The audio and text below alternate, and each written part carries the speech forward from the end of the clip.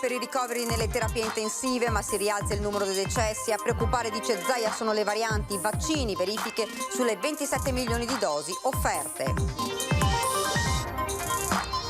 Più tamponi, più controlli sui contatti e più giorni di quarantena. Con la scoperta del primo focolaio di variante inglese del coronavirus in una scuola di Malcontenta, l'ULSS rafforza i controlli e le indagini. Condoglio in tutto il Veneto per la scomparsa del professor Giuseppe Basso, primario di oncoematologia pediatrica di Padova. Aveva 73 anni ed era ricoverato in terapia intensiva per il Covid. Operazione dei Carabinieri di Roma per stroncare un traffico di droga legato all''ndrangheta, 33 arresti in diverse regioni, uno anche a Chioggia. Tragedia a Giuliano nel Vicentino, un 48enne di Marano che si stava recando al lavoro in bici viene travolto e ucciso da un furgone, nulla da fare per l'uomo. La Guardia di Finanza di Parma lo ha scoperto mentre coltivava in un casolare una serra di 106 piante di marijuana. Arresti domiciliari per l'ex calciatore trevigiano Luigi Sartora, vestito le maglie di Juventus, Inter e Roma. In tutto il Veneto un martedì grasso senza feste in piazza, calle Campielli semivuoti a Venezia, dove il carnevale resta tutto virtuale. La campionessa piemontese Marta Bassino coglie il primo oro azzurro ai mondiali di sci di Cortina, vincendo il gigante parallelo ex aequo con l'austriaca Leinsberger. Buonasera e ben ritrovati, edizione regionale dei nostri telegiornali. Dunque l'avete sentito questi titoli, ma in primo piano il report regionale dei contagi. Sono 702 i positivi in più nelle ultime 24 ore, i ricoverati sono 1356 nell'area non critica, 134 invece si trovano ancora in terapia intensiva, 72 invece i morti. Cresce dunque il numero dei decessi nelle ultime 24 ore, anche se alcuni erano decessi pregressi. Ed un crollo verticale, dunque comunque della curva dei ricoveri nelle terapie intensive. Il dato è stato illustrato oggi dal presidente Zaia, ma a preoccupare, ha detto, sono le varianti. In un mese e mezzo la curva ha avuto un crollo verticale. Dal picco di 401 posti letto nelle terapie intensive di pazienti positivi del 31 dicembre si è passati a 91 di questa mattina. Lo vedete nella curva, vedete il punto di partenza 0, va su, ormai abbiamo raggiunto quasi la fine. Diciamo, abbiamo raggiunto il punto 0. Ad oggi in media ogni 1000 persone 3 sono positive. Dobbiamo però continuare ad impegnarci per venirne fuori, continua Zaia. Non useremo a vita la mascherina. A preoccupare sono le varianti. Stiamo irrobustendo le microbiologie per sequenziare, spiega in autonomia. Sulle varianti bisogna fare molta attenzione, perché abbiamo la variante inglese che qui è già passata, rappresenta più o meno il 18% dei contagiati veneti, ai dati di oggi sulle sequenziazioni che abbiamo fatto. Poi c'è la brasiliana, la sudafricana, e quindi questa è la vera preoccupazione. Sulla possibilità di un nuovo lockdown nazionale, Zaia è stato chiaro: chi lo propone deve presentare anche un dossier con dati certi, perché ad oggi la nostra situazione sanitaria non è così grave da imporre nuove chiusure. Altro tema, le scuole che continueranno ad essere monitorate. Dalla prossima settimana screening a tappeto negli istituti, non solo. Noi adesso vogliamo entrare nelle scuole come abbiamo da progetto, fatto in tempi non sospetti, per fare dei plessi scolastici a tappeto in modo tale da misurare la circolazione del virus. Nelle medie ci siamo messi in testa di approfittare, di cominciare con il tutor, con l'autosomministrazione guidata nella terza media. E poi c'è tutta la partita dei vaccini che la Regione sta valutando di acquistare. Incontro su questo con Arcuri. Si è già sentito ieri sera con il dottor Flor. Il dottor Flor ha richiesto i numeri dei lotti dei vaccini, perché è evidente, questo penso sia, come si può dire, corretto riconoscerlo, che qualora ci fosse confermata tutta la fornitura per 27 milioni di dosi divise in due blocchi, 12 milioni e 15 milioni rispetto a due intermediari diversi, differenti, distinti, una regione, un paese non può girarsi dall'altra parte. Dunque avete sentito, si sta continuando a parlare della possibilità di acquistare i vaccini da parte della Regione Veneto e quindi noi vi lanciamo oggi questo sondaggio. Veneto, giusto comprarsi i vaccini? Se siete d'accordo allora componetelo 0422 1626 691, se invece non siete d'accordo lo 0422 1626 690. Più tamponi, più controlli sui contatti e più giorni di quarantena con la scoperta del primo focolaio di variante inglese del coronavirus in una scuola di Malcontenta. L'azienda sanitaria ha rafforzato i controlli sui positivi e sulle persone con cui sono state a contatto. Gli esiti delle verifiche sul focolaio che ha interessato una classe della scuola primaria Fratelli Bandiera di Malcontenta sono compatibili con la presenza della variante inglese. In una situazione generale di calo dei contagi, l'Ustra Serenissima ha confermato la formazione del primo focolaio di variante inglese del coronavirus nel veneziano. Si tratterebbe di 7 alunni ed un insegnante della stessa classe. L'azienda sanitaria ha inoltre confermato che la variante inglese presenta per certo una differenza nella trasmissibilità del contagio e che per questo motivo si stanno applicando le misure di monitoraggio del Servizio Igiene e Sanità Pubblica in modo più stringente. Noi siamo molto attenti a tutte quelle che sono le evoluzioni della variante, in particolar modo della variante inglese. È arrivata anche la circolare del Ministero che impone delle regole molto stringenti per quanto riguarda gli isolamenti, per quanto riguarda il contact tracing, andare anche indietro con i contatti e quindi mappare tutto bene e chiaramente poi sarà oggetto di sequenziamento con l'istituto profilattico. La conferma della presenza di varianti è arrivata poi anche dalle analisi effettuate dall'Istituto Zooprofilattico delle Venezie. Per i positivi, nello specifico, è stata ampliata la tempistica dei tamponi. L'indagine epidemiologica sui contatti è stata allargata dalle consuete 48 ore a 14 giorni, così come la quarantena dei contatti è passata da 10 a 14 giorni.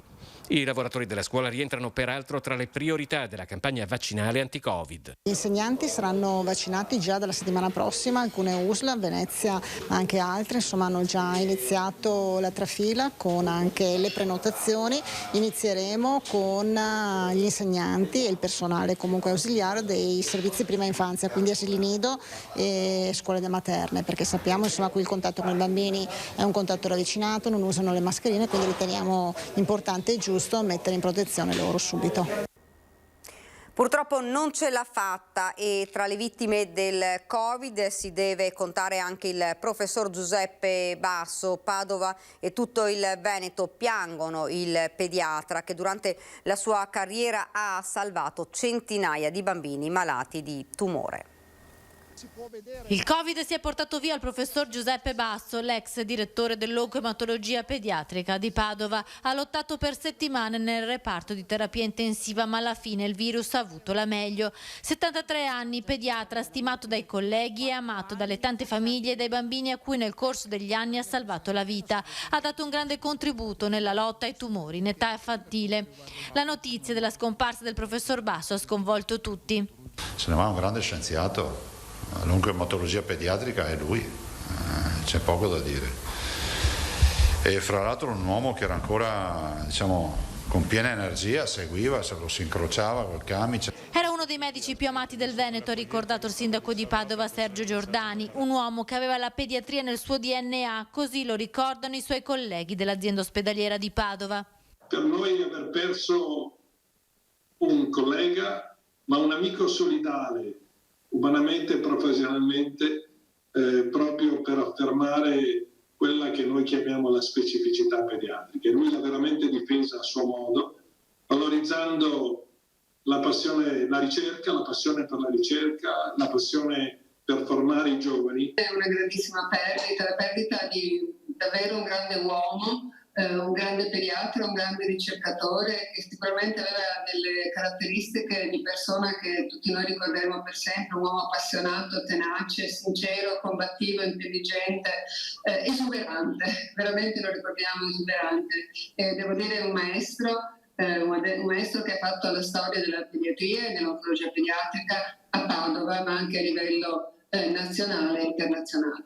Basso ha diretto l'unità operativa complessa della clinica di oncoematologia pediatrica fino a 3 anni fa. Nel 2018 aveva partecipato all'inaugurazione della Teen Zone, un'area attrezzata per i ragazzi e pazienti oncologici. Da sempre è grande sostenitore della nuova pediatria, un progetto che purtroppo il Covid non gli ha consentito di veder realizzato. Il professor Basso qualche anno fa aveva lottato con tutte le sue forze anche per curare Eleonora Bottaro, la 17enne di Bagnoli di Sopra, morta di leucemia dopo aver rifiutato le chemioterapie. I suoi genitori seguaci del metodo Hammer erano convinti che sarebbe guarita. Il professor Basso si era sempre opposto contro la decisione di Eleonora di rifiutare le cure, convinto che la chemio potesse salvare la giovane vita della ragazza. Ed ora parliamo invece degli impianti sciistici ancora chiusi almeno fino al 5 di marzo. Per il comparto del turismo e degli albergatori dell'altopiano si tratta di un duro colpo. Siamo andati sul posto per capire meglio come Asiago e dintorni hanno assimilato questa decisione e che ripercussioni avrà sulla stagione. La montagna merita rispetto, lo chiedono albergatori e operatori dell'altopiano che dopo il provvedimento del Ministro della Salute Roberto Speranza sullo stop alle attività sciistiche fino al 5 marzo hanno dovuto accusare l'ennesimo duro colpo di una stagione martoriata. Nelle ultime 48 ore sono saltate tutte le prenotazioni, tutti i clienti hanno chiesto di una politica di cancellazione delle prenotazioni. A fare più male sono le tempistiche, giudicate sbagliate, lo scarso preavviso e la sensazione che manchi un vero piano di intervento e di tutela. Certo è che dopo un 2020 come quello che abbiamo passato l'anno scorso, delle festività natalizie in cui siamo rimasti chiusi per le varie restrizioni che c'erano, oggi ogni euro buttato è un euro che pesa molto, anche perché adesso dobbiamo arrivare a luglio. L'altopiano a livello di presenze alberghiere si assesta tra i 180 e 200 mila presenze annue in un anno normale. L'anno scorso la perdita di presenze e in proporzione di fatturato va dal 40 al 50%. Il 2021 non è sicuramente iniziato per il meglio e al momento un mese come gennaio, ad esempio per la mia struttura, stiamo parlando di un 90-95% di perdite. La speranza a questo punto è di riuscire a valorizzare al meglio i weekend per coprire le perdite senza compromettere la sicurezza di turisti e cittadini. Va bene anche il turismo mordi e fuggi, tenuto conto che molto probabilmente il Covid cambierà il modo di fare vacanza. Siamo ora alla cronaca, c'è anche un chioggiotto di 70 anni tra gli arrestati in una maxi operazione nazionale dei carabinieri contro il narcotraffico, sgominata un'associazione criminale vicina all''ndrangheta. È accusato di aver tentato di concludere senza successo una compravendita di 20 kg di cocaina provenienti dalla Colombia, agendo come intermediario assieme ad una 65enne della provincia di Grosseto. C'è anche un 70enne di Chioggia tra gli indagati della maxi operazione dei carabinieri che ha smantellato un cartello della droga continuo all''ndrangheta, effettuando in varie località italiane 33 arresti per traffico internazionale di stupefacenti, intestazione fittizia di beni, estorsione aggravata dal metodo mafioso, detenzione e porto abusivo di armi. Non solo per quanto riguarda i canali di approvvigionamento, ma anche per quanto riguarda il successivo reimpiego di questi capitali nel circuito economico legale. Infatti sono stati attenzionati nel corso delle indagini anche alcuni esercizi commerciali che erano delle basi logistiche ma allo stesso tempo rappresentavano un circuito per il riciclaggio del denaro, come il bar tabacchi dove il capo dell'organizzazione odierna, Vitalone, organizzava gli incontri e prendeva le decisioni più importanti. Ribattezzata in clave, l'operazione dei Carabinieri di Roma, assieme a diversi comandi locali, è partita alle prime luci dell'alba nelle province di Roma, Venezia, Reggio Calabria e Grosseto. L'associazione criminale vicina all''ndrangheta era formata da calabresi e romani che oltre al traffico di stupefacenti non disdegnavano l'uso della violenza, soprattutto nell'ambito delle estorsioni. Il reato contestato al 70enne Chioggiotto, che secondo le indagini sarebbe contiguo all'ex Mala del Brenta, risale al 2018. L'uomo è stato sottoposto agli arresti domiciliari. Ci spostiamo ora nel Vicentino, incidente mortale in mattinata a Zugliano, operaio travolto e ucciso mentre va al lavoro in bicicletta. Tragico incidente a Zugliano, in provincia di Vicenza, lungo la strada provinciale 67. A perdere la vita un operaio 48enne di Marano Vicentino. Sono le 7:30 del mattino quando Carlo Saccardo, questo è il suo nome, operaio della ditta Burgo, è in sella alla sua mountain bike e sta percorrendo la pista ciclabile per raggiungere il posto di lavoro. Arrivato all'altezza degli impianti della polisportiva zona Via Libertà, Saccardo attraversa sulle strisce pedonali mentre sta arrivando un autocarro Iveco condotto da un 52enne di Calvene che forse, non accorgendosi di lui, non gli dà la precedenza. L'impatto è violento, Saccardo viene travolto e ucciso. Sul posto sono subito scattati i soccorsi del SUEM, ma per il 48enne operaio non c'è stato nulla da fare. Il 52enne conducente del camioncino sotto shock è stato sottoposto all'alcol test, risultato negativo. Saccardo lascia 2 fratelli, sul posto per i rilievi carabinieri. L'ex calciatore trevigiano Luigi Sartor, che ha militato in Juventus, Inter, Roma e Parma, è stato arrestato dalla Guardia di Finanza di Parma, città dove vive da anni. Le Fiamme Gialle lo hanno trovato assieme ad un complice mentre stava curando una folta serra di marijuana, 106 piante che aveva deciso di coltivare in un casolare abbandonato in una piccola frazione della montagna parmense. Sartor, 46 anni, è ora agli arresti domiciliari. Nel 2011 era stato coinvolto nell'inchiesta del calcio scommesse partita dalla procura di Cremona. Finito in carcere, l'inchiesta si concluse per lui nel 2019 con la dichiarazione di prescrizione. Il Tribunale di Bologna dichiarò estinta la partecipazione ad associazione a delinquere. La coltivazione di marijuana, per la quale è stato nuovamente invece arrestato, avrebbe potuto fruttare, secondo le stime della finanza, oltre 2 kg di sostanza stupefacente. Ed ora ci fermiamo un attimo, c'è la pubblicità.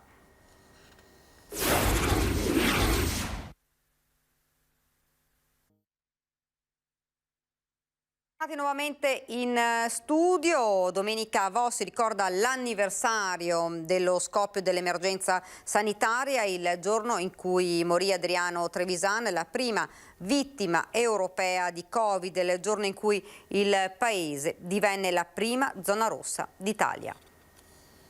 È passato un anno, manca poco ormai, ma sembra ieri, perché abbiamo vissuto un anno veramente molto impegnativo sotto il profilo dell'impegno proprio, ma anche sotto il profilo poi sociale ed economico. Tutti abbiamo fatto la nostra parte. Un anno da quel 21 febbraio, un anno dalla scoperta della positività al Covid di 2 concittadini e dalla morte di uno di loro. Vos si prepara a ricordare il triste anniversario dell'inizio dell'emergenza sanitaria. Prima zona rossa d'Italia insieme a Codogno, i cordoni di sicurezza delle forze dell'ordine, le transenne, tutto chiuso, tutti in fila per fare i tamponi. Domenica 21 febbraio la visita del prefetto a Vo è un momento di ricordo. Per ringraziare tutti quelli che sono impegnati durante quest'anno. Quindi ricorderemo i nostri cari, le persone che abbiamo perso a causa del Covid, che ricordo nel comune di Mo sono 6, ricordo anche che la prima persona a morire è stata Adriano Trevisan, seguito poco dopo da un altro caro amico che è Renato Turetta, e ci sarà un momento anche insomma di raccoglimento, una preghiera per queste persone. Ma sarà anche un modo per dire grazie a quanti in quei giorni di zona rossa si sono prodigati, da chi ha portato cibo ai tanti volontari di Croce Rossa e Protezione Civile alle forze dell'ordine. Noi abbiamo dimostrato con i fatti e non con le parole che Vo è un paese di cui ci si può fidare. Abbiamo avuto delle iniziative importanti a livello scolastico, a livello produttivo. Ricordo che abbiamo vinto un premio per il rilancio enogastronomico come primo premio a livello nazionale con Cantina Pollugani, un bel progetto del vino solidale che andava a finanziare l'Università di Padova. Ricordo che sono già stati stanziati 50.000 euro e a breve verranno stanziati altri 50.000 euro a favore dell'università per la ricerca. Questa è Vo. Oggi Vo conta solo un residente positivo al Covid. Hanno imparato più di altri come si fa a fare prevenzione. Ed ora parliamo del carnevale sottotono per la città lagunare. Non ci sono turisti, poche le maschere che animano piazze e calli, si pensa già al 2022. Un carnevale che ha lavorato molto sul digitale, sul tenere un rapporto comunicativo con il resto del mondo per lanciare appunto il messaggio che siamo pronti a ripartire non appena possibile. Calli e campielli semivuoti, nessuna ressa nemmeno negli imbarcaderi e nei vaporetti. Le folle del martedì grasso sono solo un ricordo. Che carnevale? Incredibilmente triste. Noi veneziani respiriamo perché ce ne andiamo liberamente per le strade, però è tanto triste. Se sabato si sono toccate le 25.000 presenze, domenica quasi 30.000, per l'ultimo giorno di carnevale si superano a malapena i 5.000 visitatori, soprattutto veneti per una gita fuori porta, pochi turisti stranieri. Il carnevale ai tempi della crisi tra effetto acqua alta e psicosi coronavirus è decisamente sottotono. Scarso, diciamo, è triste. In piazza San Marco a tirare coriandoli e a giocare sono in maggioranza famiglie con bambini che possono godere delle vacanze scolastiche. Abbiamo anche colto l'occasione di una Venezia senza tanta gente per poterci godere un po' meglio la città. Di dove siete? Verona. È un carnevale insolito.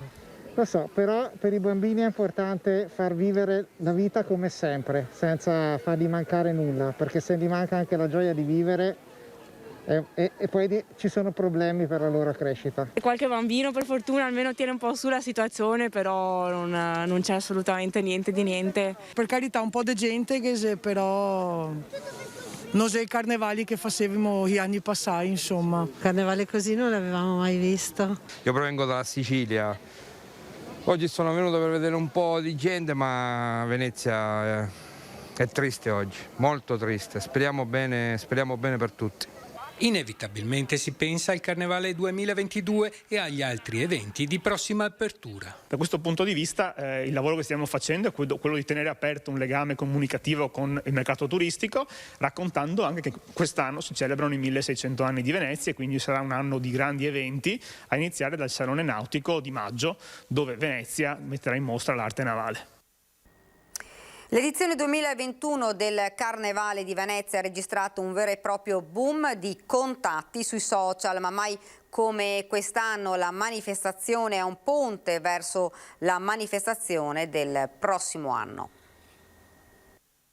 Martedì grasso a Venezia, ultimo di Carnevale, anche oggi un po' di visitatori in città dal Veneto perché siamo in giallo, moltissime persone hanno approfittato di questa bella giornata per girare in maschera in città e noi finiamo oggi questa edizione digitale virtuale del Carnevale e ci diamo appuntamento al 12 febbraio, 1 marzo 2022. Un carnevale ponte tra questa edizione digitale del 2021 e la prossima, quella della rinascita dopo la pandemia, che si aprirà ufficialmente a Venezia il 12 febbraio del prossimo anno. Mai come stavolta Venezia, la società del comune che si occupa degli eventi, ha voluto puntare su questo concetto. Di missione compiuta ha parlato invece il sindaco Luigi Brugnaro, ringraziando tutti coloro che hanno lavorato. Per un'edizione unica nel suo genere, ha detto il primo cittadino, la cosa più importante era però far capire al mondo e a chi ama la nostra città e il carnevale in particolare che Venezia è viva ed è pronta a ripartire proprio dalle sue tradizioni e dall'innovazione. Da Caven Dramin Calergi, sede del Casino di Venezia e cuore del carnevale digitale, Fabrizio Doria, direttore degli eventi di Vera, ha commentato. Qui siamo a Caven Dramin Calergi, da cui abbiamo fatto 8 giornate di trasmissione per rimanere in contatto con il pubblico del Carnevale. Ci siamo collegati con le stanze virtuali, veri e propri spazi dove bambini, teenager, ma anche i grandi con la maschera più bella hanno interagito con i nostri artisti. Da qui abbiamo trasmesso oltre 50 pillole, storie del Carnevale, girate appositamente con il coinvolgimento di atelier e di mascherieri e presentando il meglio di questa città. Tra gli eventi principali trasmessi in streaming anche la festa delle Maria. Abbiamo anche letto la Maria vincitrice dell'edizione 2020-21, Mara Stefanuto, che donerà dal campanile il 20 febbraio 2022. Ed ora parliamo invece dei mondiali di Cortina. Finalmente è arrivato il primo attesissimo oro, ad agguantarlo l'azzurra Marta Bassino nella gara di gigante parallelo femminile ex equo con l'austriaca Katharina Leinsberger. In un primo momento era stata annunciata solo la Bassino come vincitrice, poi il chiarimento della FIS alla prova di cronometro. Emozionata la Bassino, non è finita qui, ha detto: a questo punto credo tanto nell'oro anche in gigante, oggi mi sono tolta un peso, ho capito che se si vuole veramente un risultato ce la si può fare. A chi dedico la medaglia? Alla mia squadra che ha fatto tanto per aiutarmi. Siamo quasi alla fine di questa edizione del nostro telegiornale. Vi ricordo questa sera in prima serata la nostra trasmissione Ring, ospiti Enrico Zanetti, ex vice ministro economia, Vincenzo Forti, Fratelli d'Italia, il senatore Andrea Ferrazzi del PD, Roberto Ciambetti della Lega e Marco Bonet, giornalista del Corriere del Veneto. E questa era la nostra ultima notizia, vi lascio come di consueto alle nostre previsioni del tempo. Grazie davvero per averci seguito e buona serata.